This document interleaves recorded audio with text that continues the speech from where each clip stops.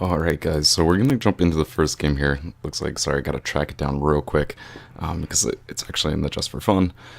So first game we're going to have here between these two teams, we have Team DBC and their opponent this week is going to be Paupen Fresh.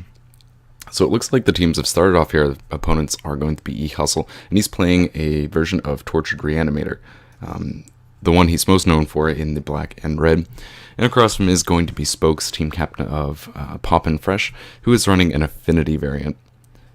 We saw a little bit of Team DBC last week, but unfortunately, or fortunately, I guess if you're them, it's good. Mtgo was able to take that down pretty easily, single-handedly all killing his opponent last week, which would be Sneaky Little Green Men. So we'll have to see here if things can get off to a bit of a different start. Both captains going out here at first. We'll have to see just how well these two decks can hold up. It'll be interesting. I personally have not gotten a chance to observe how things would match up against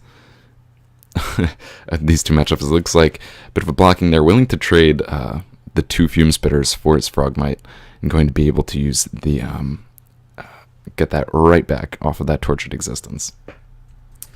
Bear with me too, I'm kind of losing my voice a little bit this morning. Oh man, this evening.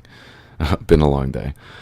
So we'll have to see what Spoke can come up with here. A lot of things going good for his particular version of the deck. I do kind of like this use of Dragon Wings. That's something I haven't really seen, I don't think, out of any other Affinity deck other than this one by Spokes, and it kind of makes for an interesting mechanic, being able to return things with get that back on the field and give it wings. So starting the dredge off here, I'm going to have to kind of keep an eye on it. Maybe we'll pop open the sideboard to get a look. I have to say, Tortured Reanimator is a deck that can be very difficult to play. There was a point during the last metagame where it was really becoming quite popular due to the ability of actually E-Hustle himself to win in daily after daily after daily. That was after the first set of bannings in recent history. That would be the bannings of Invigorate and the red storm spells. So there were a lot of people who tried to copy the deck and give it a go, and you may have found them in a lot of places just for fun and tournament practice. And many people, what they would find is that it was actually quite a difficult deck to play. It looks really great, it plays really well if you know what you're doing, but it's something that if you're not familiar with it, you can run into all kinds of great issues with it. Just by misplaying here and there. So this is kind of what I like off the Dragon Wings. You do have that ability to cycle it early on, and then it comes back on these Enforcers when they come back and play. Makes for kind of an interesting thing. Works, I think, really great for a metagame that's heavy on things like Delver. Gives you a really great blocker for all those Fays. It's something that Affinity really doesn't have a lot of options are. You do see here. They can bring in the Sun Chasers, oftentimes considered to be the lesser of your possible options for creatures in the deck. You see a lot of decks these days when playing Affinity keep it to a minimum, looking to do more a Tog focus and Forger, leaving out things that had used to be popular, stuff like Disciple of the Vault, where that combo used to come in. You'll still see it every now and then, but it's something that has kind of fallen off a little bit in recent daily events. So one of the things I know that E-Hustle does like to point out when it comes to this particular deck is there is a lot of opportunity here for people to fold basically to Stinkweed Imp. It's a card that can cause inexperienced players a lot of trouble.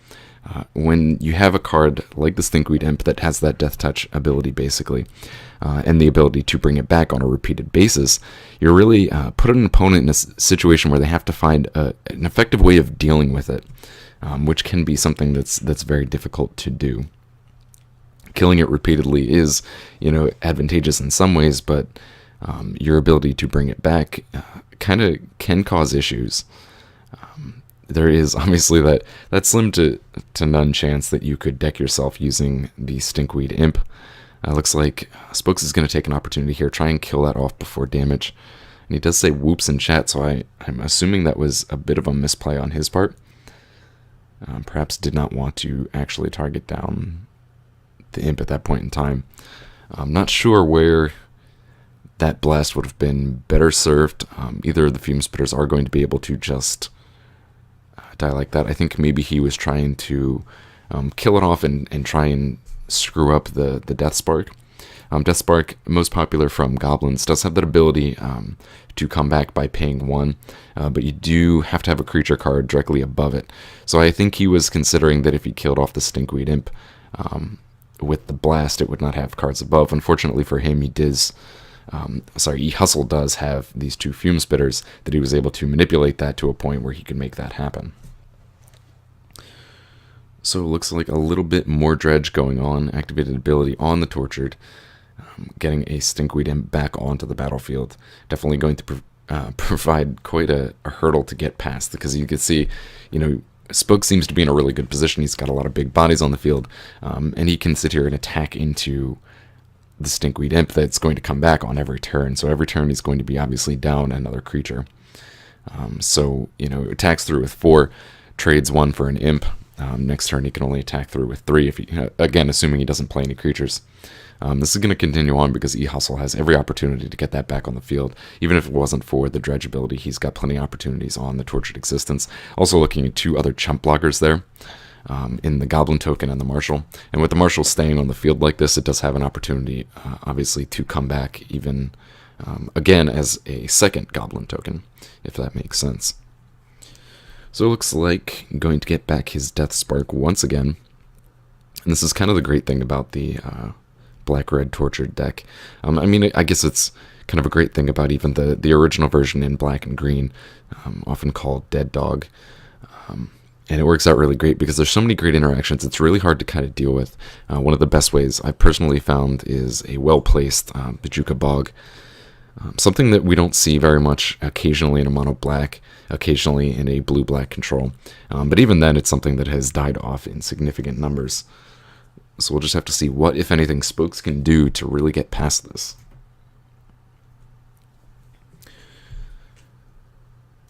You'll see things kind of slow down here. This kind of board state is definitely going to require a little bit more thinking here. And especially when you get stuff like your Sun Chaser killed off, the ability to keep bringing back these Fume Spitters can give this deck a bit of an advantage when it comes to things like Delver. You get an opportunity to reuse Fume Spitters and kill off those Delvers before they flip. You have an opportunity to bring those back to kill off fairies and reduce the ability of things to be countered off of Spellstutter.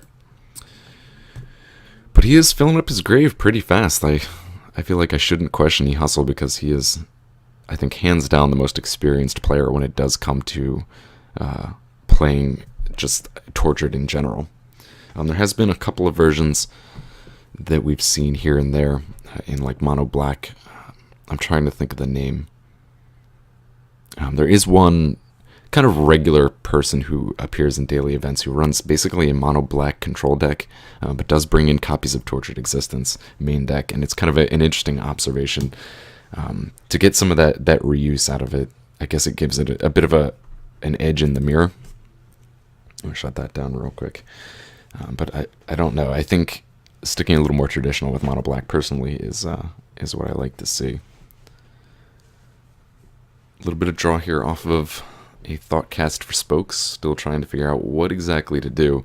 If you could find some kind of answer, I guess in form of Galvanic Blast, just to clear the Stinkweed off for a turn, he can swing through for 4. Not going to do him a lot. It would simply just bring Hustle back down to 20.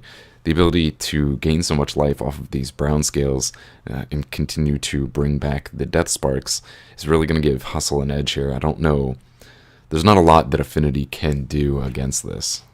I guess a little bit of an interesting matchup. I would feel that Hustle has the advantage just talking about deck types. We'll have to see. Maybe I can be proven wrong here, but I think hands down he's got an advantage. I think what Spokes really needs to win these games is a fast start and a clear board state. In other words, no Stinkweed Imps. You can, like I said, attack into it, hope that Hustle has to kind of dredge himself down really low. And maybe that would be kind of the better way for Spokes to approach this. If he would try to be a little bit more aggressive. We've seen him over several turns here just sitting back and not really doing anything. I think if he were to attack into it, like I said, Hustle has plenty of blockers, can get lots of chumps through and Stinkweed turn after turn. But at this point in time, with Hustle down to 19 cards left in his deck, he's going to be at times a little bit more hesitant to dredge. I mean, he's going to know pretty well, but you have this Imp has a dredge of 5. So he's only got 4 dredges left on a Stinkweed Imp to get it back. Looks like Scrabbler's going to come back. That gives him at least a nice opportunity to get a creature back without having to dredge. But I think if Spokes could be a little bit more aggressive here, he might find some advantage in, at this point in the game where Hustle's deck's getting lower, he's going to be a little less wanting to dredge things up. God, I don't even know at this point. I mean, Hustle has 6 cards in hand. That gives him a lot of great opportunities here to get things back off of existence. Tortured Existence gives him basically a reanimate that for anything he needs. Scrabbler's coming down and gives him even more coming back.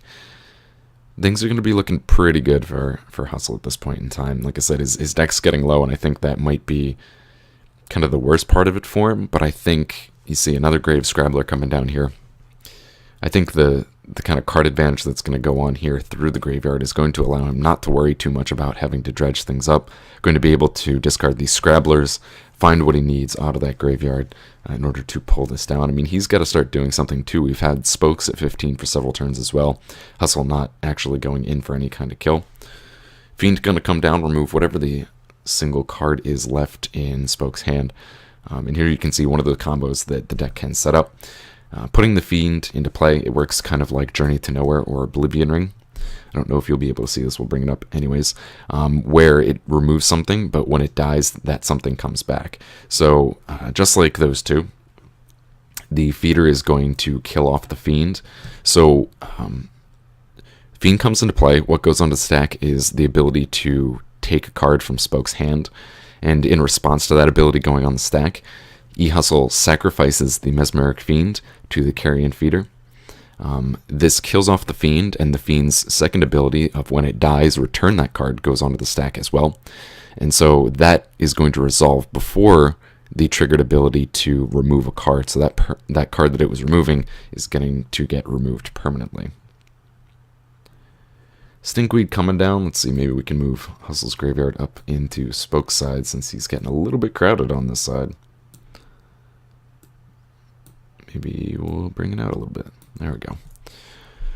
So he's going to attack through. It looks like his Stinkweed Imps are going to do, I guess, finishing damage over the next 14 turns. It seems, well, I guess he's going to be attacking for 2, so he's got 7 turns coming that way. And it looks like Spokes realizes that this is kind of settling out. One Stinkweed Imp tapped out. He is going to attempt to swing through with everything, see what kind of blocks he gets out of Hustle at this point in time.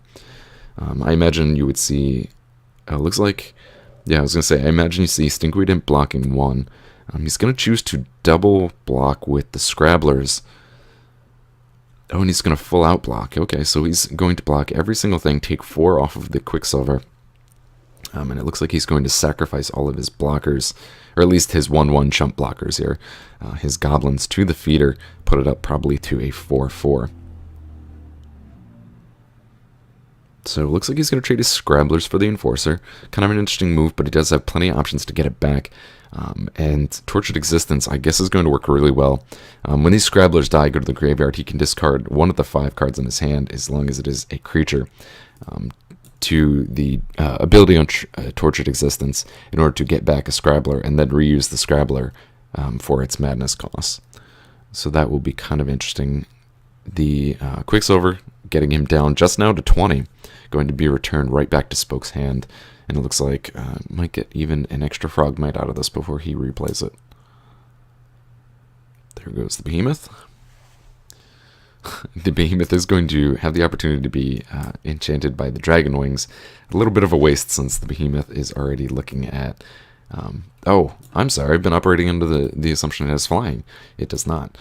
So I guess that would have been a little bit beneficial to have that come back, but does have E-Hustle does have a main deck version of Fairy Macabre, going to remove it before that ability resolves, keeping it from flying over. kind of interesting thing. I mean, he is down to 17 cards in his deck, but it is the only copy that he is running of the Fairy Macabre. And he is able to, I guess, get that back simply off Tortured Existence. You know, what does he need right now? Okay, well, we can get that to happen thanks to Tortured Existence.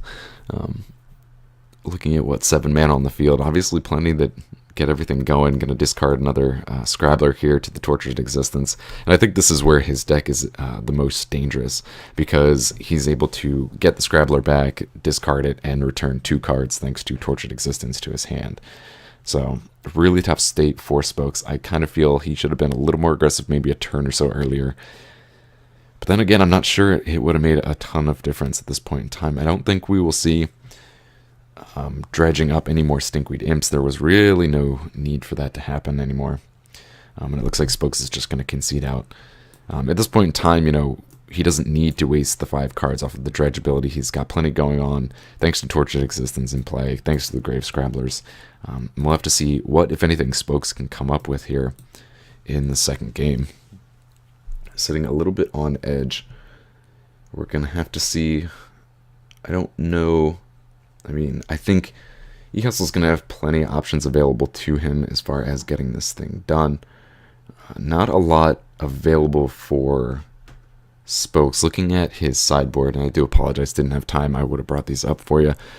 Looking at his sideboard here, he is going to have copies of Pyroblast available to him, and Hydroblast.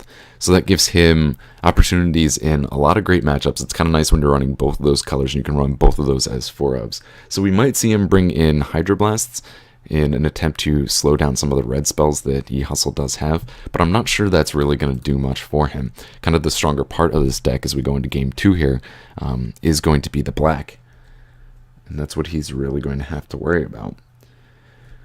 Looking at E-Hustle's sideboard, he does have 2 copies of Ingot Chewer. Kind of an interesting choice, but should work out pretty well for him. A lot of other options if he decided to go that way, as far as Diabolic Edicts. Duress could be useful at some point. Well, actually, you know, Spokes is running a bit of a creature-heavier version. Oh, but what is that, a turn 2 Ingot Chewer is going to come out, eat away the Tree of Tails. We'll have to see if that holds Spokes up. Spokes being our affinity player here, and E-Hustle playing our black and red Tortured Reanimator. So we'll have to see if Spokes makes a second land drop. If not, that could be a big play out of Hustle to get that. Okay, he does. So I'm not sure it slows him up that much. It will keep him off green that he does need for those Carapace Forgers. And I don't think it's a bad thing at any point in time. E-Hustle did have an opportunity there, obviously, to kill off a Frogmite, but I'm guessing he's not too worried about it. Oh, and getting down a turn 3 Tortured Existence. I'm guessing he's not too much worried about early damage. He does have the Dredge ability. He will be able to get things going. And this is just going to be... This is going to be tough. Can Spokes even win this? I feel like Spokes has already lost this game, because E-Hustle's going to have the opportunity here to dredge back Stinkweed Imp, discard it off Tortured Existence, and replay Ingot Chewer. Just every single turn here. I don't know if Spokes can come back from this. I mean, there's going to be opportunities too with 4 cards in hand. E-Hustle may not even have to dredge back that Stinkweed Imp if he wanted to continue to combo this off, and he does dredge it back on this turn. We'll have to see. I imagine he will activate the Tortured Existence. Yep, returns Ingot Chewer, pays the Evoke, and is going to be able to kill things off. Ah, interesting. Chooses to get rid of Frogmite, and there we see Snuff Out. Snuff Out is going to be a... he is 1 of main deck, 1 of sideboard, so we'll have to see. Maybe he did up that count to 2. He's able to clear that off. Going down to 12 life, not too worried about it, simply from the fact that he's going to have plenty of opportunity to continually reuse that Ingot Chewer and just cycle through Spokes' mana. Spokes is going to have to rely on these, the Sun Chasers. He's going to have to rely on his Carapace Forgers. And most importantly, he's going to have to rely on that Quicksilver Behemoth to do the damage, because these artifacts are not going to stick around. He's going to want to get these guys down as soon as possible. And we do see E-Hustle every turn is going to be able to activate this Ingot Chewer. Just enough red mana to make it happen. And it looks like he's going to actually have that Stinkweed Imp, a second one, land on the field and stick. So it's going to give him an opportunity here to trade with Sun Chaser. But I think Spokes is making the right play, being aggressive here, making him force the trade. Spokes has to know he is going to lose a land a turn at this rate. Not going to be so terrible, I guess, for Affinity. Affinity does have, obviously, the Affinity ability is going to allow him to replay some of these creatures early. It looks like dredging up a Stinkweed Imp once again, probably going to continue to use Ingot Chewer. Yep, bringing it back. And now we see a Golgari Brownscale ending up in his graveyard. It's going to have the ability there to keep that going, get whatever life back that he needs. 12 is not so far off of where he needs to be. You usually need to start worrying once you reach those single digits. 12 is not so terrible. He can still sit back and take some damage. It looks like Spokes GG's is just going to concede out. Realizes that every turn here, E-Hustle, who got kind of a nut hand draw here, is going to be able to just get that Ingot Chewer going. So we're going to have to see who they send out. I'm guessing that it might be their eye candy player again, CJ Lack, but we'll have to see, and we'll get with that in just a minute here.